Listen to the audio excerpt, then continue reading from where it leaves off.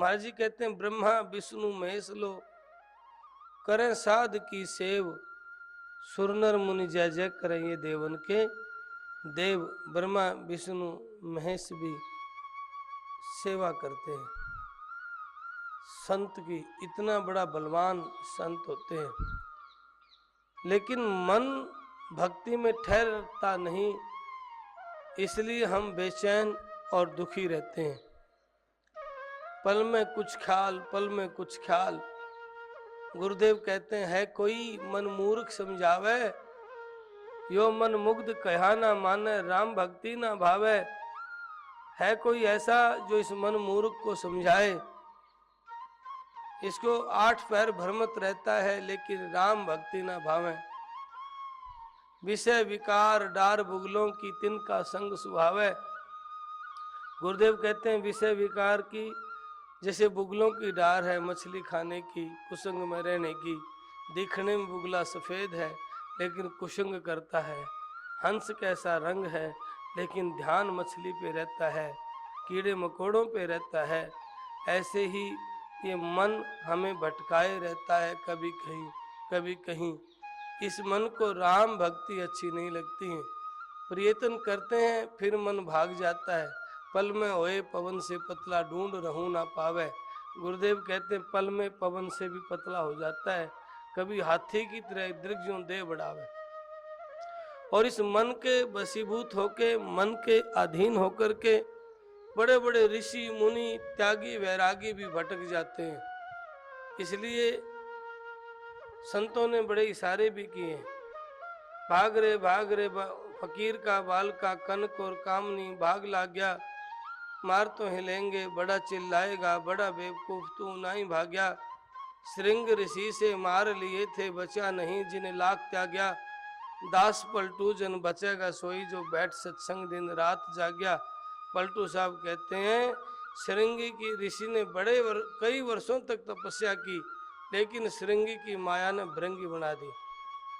सत्संग कौन जीव बचेगा? सत्संग में जो बैठेगा वो जीव काल के जाल से बच जाता है, नहीं तो सारा जीवन गंवा के चले जाते हैं आपाधापी में। और मन चाहे माया घनी, दिल चाहे दीदार। मन माया में लिप्त रहता है। मन पैसा ही माया नहीं है। जो कुछ दिखे धरण गगन में, सब कुछ माया है।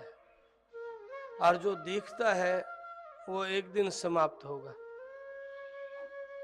जो कुछ दिखे धरण गगन में, एक दिन सब कुछ जासी।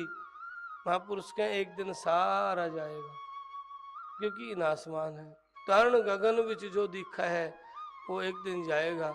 चंदा भी जाएगा, धरण गगन भी जाएंगी, सारा ब्रह्मांड भी जाएगा, क्योंकि धीरे धीरे एक समय आता है सब लुप्त हो जाते हैं, सब साइलेंट हो जाते हैं।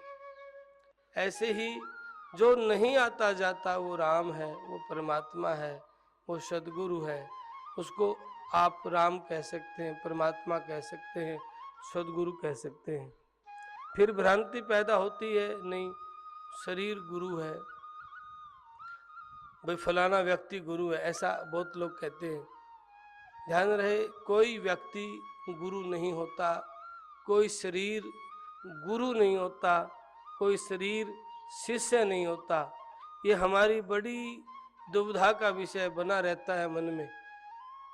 शरीर गुरु नहीं, शरीर शिष्य भी नहीं होता है। शब्द गुरु चित चेला रे, सुनियो संत सुजान, सतगुरु ने दिया हेला रे।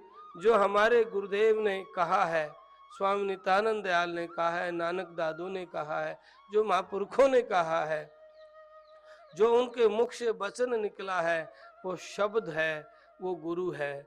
और जो चित्त हमारा है और चित्त में उस शब्द के प्रति लगाव है, भाव है, चाव है, प्रेम है, वो चित्त शिष्य है। और हम शब्द सुना गुरुदेव का और सुन के झाड़ के चले गए, तो फिर शिष्य कैसे हुए? शब्द सुना संतों का और शब्द पे अमल नहीं किया, अनुसरण नहीं किया, विचार नहीं किया, तो फिर गुरुमुखी कैसे हुए? मनमुखी हुए ना। गुरुमुखी कौन? जो गुरु शब्द का सिरोधारी रखता है, जो पालन करता है, जो उस शब्द का, जिसके भीतर में ये लाग होती है कि मैं गुरुमुखी हूं। प्राण जाए पर ये मर्यादा भंग ना हो। जब ऐसे वचन पे हम उन महापुरुषों के वचनों पे डटते हैं तो हमारी यही तपस्या है। दोनों में जलना या दिन रात राम राम करना ही तपस्या नहीं होती है।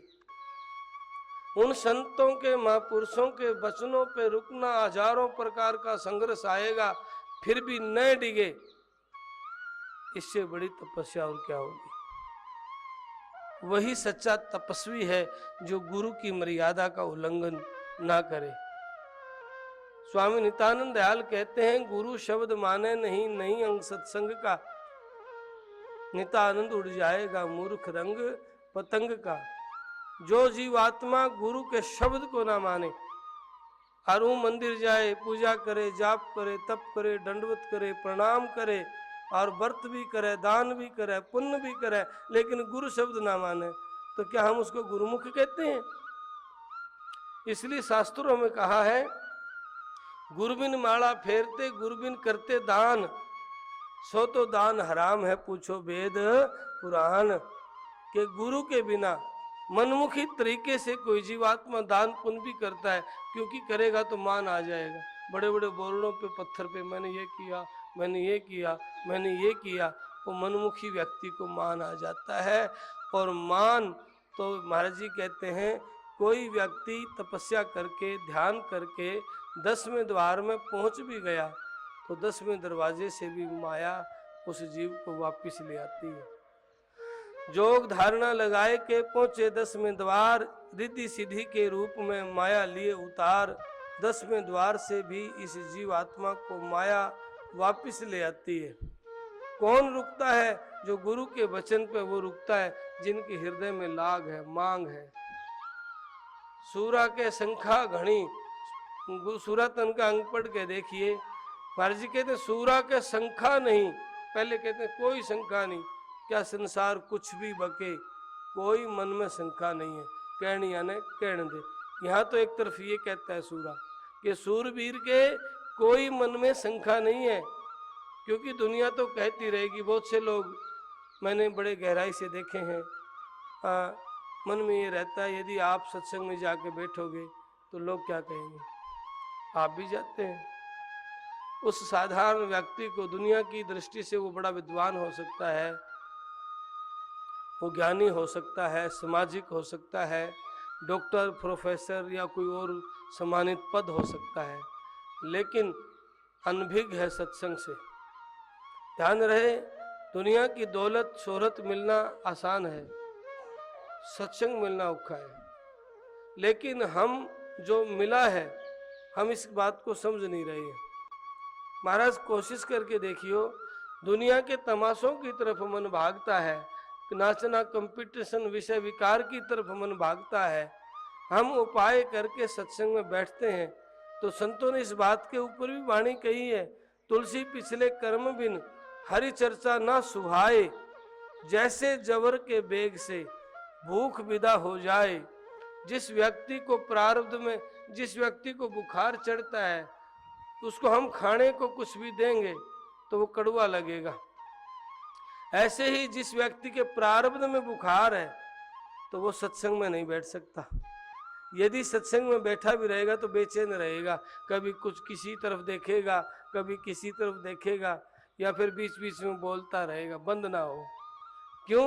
वो मन बेचैन करता है, मन बैठने नहीं देता। और आप सबके भीतर में एक लगाव है, बैठने का भाव पैदा होता है।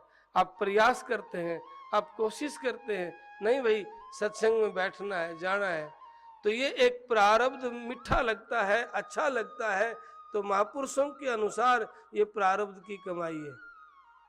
नुगरा सत्संग में बैठ नहीं सकता, बैठेगा तो माजे उद्यम मचाएगा, मान बढ़ाए की, निंदा की बात करेगा। लेकिन ये फिर भी आगे और कदम रखते हैं महापुरुष ने कहे भाई सत्संग किया सार ना जानी, छुट्या नहीं बेईमाना रे, भजन बनाना बनी बंदगी, फिर 84 जाना रे। नु कहा भाई सत्संग तो किया, फिर समझा नहीं। क्यों? समझने की प्रारब्ध के अनुसार मिल रहा है, अच्छा भी लगता है, बैठते भी हैं, सुनते भी हैं, लेकिन जीवन में धारण नहीं करते, अमल में नहीं लाते। मुक्त कौन होता है? जो जीवन में धारण करता है सत्संग को, संत वाणी को धारण करता है, तो फिर उनके हृदय में अडिग विश्वास होता है। दुनिया की चाहे सारी शक्ति उस जीवात्मा को डिगाने लग जाए, उस व्यक्ति का मन, उस व्यक्ति का चित्त सत्संग के लिए भंग नहीं होगा। वो जानता है, उसके अंदर इतनी समझ आ जाती है, चाहे दुनिया कुछ भी कहे। स्वामी नित्यानंद, नानक, दादू कबीर ने बड़ा मंथन करके कहा है, जग में बड़ो है सत्संग भाई, सत्संग समान कछु वस्तु नहीं, जग में सत्संग बड़ा है। वो व्यक्ति, स्वामी इसीलिए तो गुरुदेव कहते हैं भाई सब डिग जाता है, लेकिन गुरु का लाल नहीं डिगता। डड्डा डूंगर डगमगे, डिगे धरण आकाश, सब मंडप जिस दिन डिगे, अडिग रहे हरदास। डूंगर पहाड़ डिगे, धरती डिगे, सारा ब्रह्मांड भी डिग जाए, लेकिन गुरु का लाल नहीं डिगता, उसका मन में रस आने लग जाता है। और स्वाभाविक बात भी है, दुख है, पीड़ाएं हैं, इस जीव को घेरने की कोशिश तो करती है। माया अनंत तरीके से इस जीव को भ्रमित करती है, और फिर हमारा चित्त भंग हो जाता है, फिर हमारा मन डिग जाता है। स्वामी नित्यानंद दयाल ने बहुत बड़ा अंग लिखा है मन का। अब मन पढ़ के देखो आप, ऋषि मुनि त्यागी वैरागी भ्रमित हो जाते हैं, एक साधारण से व्यक्ति की हमारी क्या औकात है। सदगुरु की प्यारी सत्संग से बड़े ऋषि मुनि का ध्यान भंग हो जाता है। आप देखिए व्यक्ति को और चीजों में बिठाए रखो, निंदा में, ताश खेलने लग जाओ, पूरा दिन रात खेलता रहेगा, नींद ना भी आवे, और ध्यान में बिठा दो, महाराज 1 घंटा बैठना मुश्किल हो जाए। कभी चित्त कहीं भाजेगा, कभी कहीं, कभी कहीं, कभी कहीं। क्यों? क्योंकि मन राम मिलन का काम नहीं करता है, क्योंकि मन ठहरने की कोशिश नहीं करता है। क्योंकि निता मन अस्थिर कर भजय मुरार, नितानंद से उतर है पार। ये मन स्थिर होता ही नहीं है, ये मन अपनी आदतों को बदलने की कोशिश नहीं करता। संतों ने क्या कहा है, तरीके बताए, भाई पहले विचार शुद्ध करो, संगत को ठीक करो। भाई संगत कुसंग की नहीं होनी चाहिए, विचार खोटा नहीं होना चाहिए, फिर निंदा चुगली की बातें नहीं आनी चाहिए। ये तरीके बताते हैं। जब हम परिपक्व होते जाते हैं तो मन में ऐसी मजबूती आने लग जाती है, भाई नहीं निंदा नहीं करनी है, तो मन परिपक्व हो रहा है। नहीं भाई किसी को नुकसान भी नहीं पहुंचाना है, मन परिपक्व हो रहा है, साधना परिपक्व हो रही है। नहीं भाई अगर हम किसी के लिए अच्छा मंदा कहेंगे तो उसका हिसाब किताब तो हमने देना पड़ेगा, तो मन फिर डिग जाता है। मन बार बार आप अभ्यास करते हैं, और ये चीज़ें जब आप अभ्यास करना क्या होता है, साधना क्या है जी। मैं 4 घंटे बैठता हूँ। एक माई कहने लगी, महाराज जी मेरी 8 घंटे की बैठक है, अभी थोड़े दिन पहले। मैंने कहा बहुत बड़ी अच्छी बात है आपकी 8 घंटे की बैठक, और ऐसे मिल जाएंगे लोग 2 घंटे, 4 घंटे, 5 घंटे, 6 घंटे बैठने वाले मिल जाएंगे। लेकिन राग द्वेष रहित, कपट रहित, जिनका हार व्यवहार विचार बिल्कुल मालिक को समर्पित है, ऐसे व्यक्ति मिलने औखे। मैं इस बात पे जोर ज्यादा देना चाहूंगा, भाई घंटा आध घंटा भले कम बैठ ले, पर मनमुखी गुरु की मर्यादा मत तोड़ना। गुरु की क्या मर्यादा है, गुरु द्रोही मत होना, क्योंकि गुरु द्रोही जीवात्मा की मुक्ति नहीं होती है। भगवान भी उस जीव को माफ नहीं करता है, दुनिया की कोई ताकत उस जीव को माफ नहीं कर सकती है। और गुरु द्रोही कौन होता है, जो गुरु का वचन नहीं माने। और आज नजर दौड़ा के देखो, नामधारी तो सब हैं, गुरुमुखी कोई कोई है। और हम समझते हैं नाम मिल गया तो गुरुमुखी हो गए। नहीं महाराज, गुरु शब्द माने नहीं, नहीं अंग सत्संग का, नितानंद उड़ जाएगा मूर्ख रंग पतंग का। जो गुरु शब्द को नहीं मानते हैं वो गुरुमुखी कैसे हैं? जिनका विश्वास डोल जाता है, मन डगमगा जाता है। लेकिन प्रारंभिक अवस्था से शुरू करें, प्रारंभिक अवस्था से शुरू करें, विचार को ठीक करें, आहार व्यवहार को ठीक करें, मांस मिट्टी अंडा शराब ना खाएं पिएं, निंदा चुगली द्वेष की बातें ना करें। ये पहली स्टेज है। अपनी नींव मजबूत होगी तो आपका भवन भी बड़ा हो जाए, मजबूत हो जाएगा। समस्या क्या है? हम दान पुण्य कर सकते हैं, 2-4 घंटे बैठ सकते हैं, गा सकते हैं, बजा सकते हैं, लेकिन महाराज विचार ठीक नहीं कर सकते। और जब तक विचार ठीक नहीं होगा, इस जीव आत्मा का कल्याण नहीं होगा। ये आत्मा काल का जाल तक नहीं बचेगी। ये आत्मा 84 योनि में जाएगी तो बड़ी दुख पाएगी और तड़फेगी, रोएगी, चिल्लाएगी, हे गुरुदेव कृपा करो, मौका दो। लेकिन वो मौका फिर नहीं मिलेगा। आप अपनी अंतरात्मा में एकांत में कभी बैठ करके मंथन करना, पूछना आत्मा से, कोई गया है वो वापिस आया है? क्या कुछ जमीन जायदाद कोई लेके गया है? कोई धन दौलत लेके गया? कोई डिग्रियां लेके गया जो जीवन भर संघर्ष करके आपने पाई कमाई? तो कुछ भी नहीं लेके गया।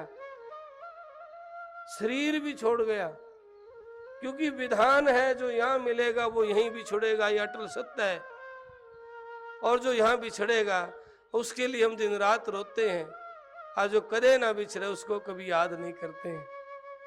क्योंकि बीच में मन कभी कुछ करता है, कभी कुछ करता है। इस मन को सने सने अटक कर धीरे धीरे इस मन की आदत को बदलने की कोशिश करें। क्या बदलेंगे चोर जवारी माया के मजदूर? वो क्या बदलेंगे जो चोरी करते हैं, निंदा करते हैं, छल करते हैं, कपट करते हैं, बेईमानी करते हैं, एक दूसरे को ऊंचे नीचे किसी को उठाने की, किसी के गिराने की बेईमानी ठगियों में जो लगे रहते हैं, वो आदत नहीं बदल सकते। इस मन की आदत ने कोई गुरु का लाल बदलेगा, क्योंकि मन विषय विकार में फंस गया ना। स्वामी नित्यानंद दयाल कहते हैं, मरकट मुट्ठी बांध कर जथा न खोले अंध, क्यों मन हो गया स्वाद बस और पड़ा कर्म के फंद। मरकट बंदर को कहते हैं। और बंदर को पकड़ने के लिए मंदारी क्या करता है? भीड़ी झझरी के अंदर भीड़े घड़िया होता है, जो मुंह वाला घड़ा होता है, उसमें चने और गुड़ डाल देता है, जमीन में गाड़ देता है उस घड़े को, उस घड़े को। फिर बंदर आता है, उस घड़े में हाथ फंसाता है, मुट्ठी बंद करता है और मुट्ठी निकलती नहीं है। बड़ा प्रयत्न करता है, नहीं निकलती। फिर मंदारी आकर के गले में बेल डाल देता है और उसी हाथ के डंडा मारता है, वो हाथ बाहर निकलता है। ऐसे ही हमारा मन मरकट की नाई, बंदर की नाई स्वादों के अधीन होकर के राम भक्ति भावे नहीं, भावे विषय विकार, विष पीवे अमृत तजय, ऐसा अंध गवार। ये मन राम भक्ति नहीं भाता, विषय विकार की बात करता है। चीचड़ को पहना मिले लगा रहे थन माही, यूं कामी विस्मय मगन हरि रस पीवे नाही। चीचड़ थनों में लगा है भैंस के गाय के, लेकिन दूध नहीं पीता, खून पीता है। ऐसे ही मन अमृत ऐसी जगह पे लगा है, मौका मिला है मालिक की बंदगी सिमरन करने का, बंदगी सिमरन नहीं करता है, विषय विकार में लगा रहता है। बंदर की नाई विषय विकार में है। और जो काल बलि आके जब काल का तमाचा लगेगा ना, तो धरा रहेगा घर बार भी, ये कुणबा भी, ये परिवार भी, सब कुछ धरा का धरा रह जाएगा। यारो मन सिमरन कर तेरे काम आएगा और कुछ भी नहीं है। जिस वक्त मन भीतर जाने को राजी हो जाएगा, आज तो इसको भय लगता है, आज ये भ्रमित है, भटकता है कभी कहीं मंडोल है संसार में, अतंत तर्पण जाप ऊपर राम राम राम राम राम राम। मंडोले संसार में तन से तर्पण जाप, हृदय फेरे हरि मिले जिसमें राखे पाप। लोग समझते हैं राम राम करें तो उद्धार हो जाएगा, लोग समझते हैं माथा तिलक में लटा बधाने से कपड़े रंगने से परमात्मा मिल जाएगा। ऐसे नहीं मिलेगा। ऊपर के तमाशे त्यागिए, हृदय में परमात्मा की प्रीत करिए। परमात्मा दूर नहीं है, आपके नेड़े है, आपके पास है। इसलिए कोशिश करो सात्विक पूंजी बढ़ाने की। दौलत, सात्विक दौलत, और सात्विक दौलत आपकी बढ़ेगी। आप सत्संग में बैठेंगे और सत्संग में बैठ के संत वाणी पे अमल करेंगे, विचार करेंगे। ज्यादा से ज्यादा खुराक सत्संग की देंगे, निंदा की नहीं, चुगली की नहीं, बेईमानी की नहीं। ज्यादा से ज्यादा खुराक सत्संग की देंगे, मालिक के नाम की देंगे। और ज्यादा से ज्यादा खुराक जब भी बन पाए गुरु के घर में हाजिरी लगा के महाराज जी की शरणों में बैठने की, चरण शरण में बैठने की आदत डालेंगे। और जब आदत ठीक हो जाएगी तो बुरी आदतें छूटने लग जाएंगी। आप कोशिश करो, संकल्प करो अपने मन में कि जब भी फुर्सत मिले गुरुदेव के सिर चरणों में जाके बैठ जाना है, सेवा करनी है। रोज नहीं आ सके, हफ्ते में एक दिन तो आ सकते हैं, हफ्ते में एक दिन नहीं आ सके, महीना में तो आ सके। ज्यादा से ज्यादा ये खुराक दे सत्संग की और अमल में लाएं। घर में माता पिता की और घर में जरूरतमंद की सेवा करें। किसी से दगा मत करो, क्योंकि दगा किसी का सगा नहीं होता और दगा का भुगतान हमने खुद करना पड़ेगा। जिसके लिए हम करते हैं ना, परिवार के लिए, महाराज किया हमने है तो भुगतान हमने करना पड़ेगा।